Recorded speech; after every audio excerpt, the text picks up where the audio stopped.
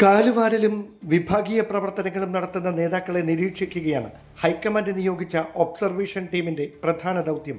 തിരുവനന്തപുരം, കൊച്ചി, കോഴിക്കോട് ഉൾപ്പെടെയുള്ള നഗരസഭകളിലെ തെരഞ്ഞെടുപ്പ് പ്രവർത്തനങ്ങളും നേതാക്കളുടെ ഇടപെടലുകളും സൂക്ഷ്മമായി നിരീക്ഷക സംഘം വിലയിരുത്തും.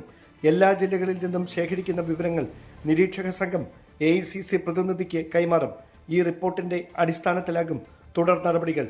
ചുമതലകളിൽ ബോധപൂർവം വീഴ്ച വരുത്തുന്നവർക്കെതിരെ മുഖം നോക്കാതെ നടപടിയെടുക്കാനാണ് നേതൃത്വത്തിന്റെ തീരുമാനം.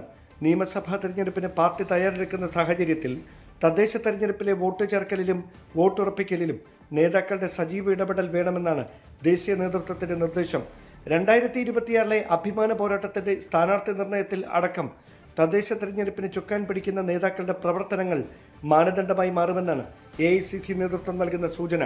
Dan Kurian, news 18, Thiruvananthapuram.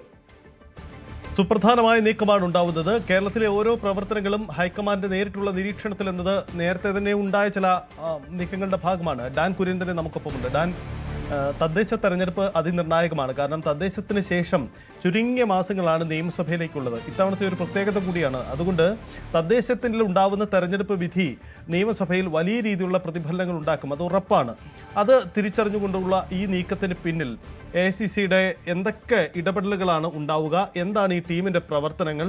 തദ്ദേശ തെരഞ്ഞെടുപ്പിന്റെ ഒരുക്കങ്ങളിലും തുടർന്നുള്ള പ്രവർത്തനങ്ങളിലുമെല്ലാം ഈ ടീമിന്റെ നിരീക്ഷണം ഉണ്ടാകുമോ?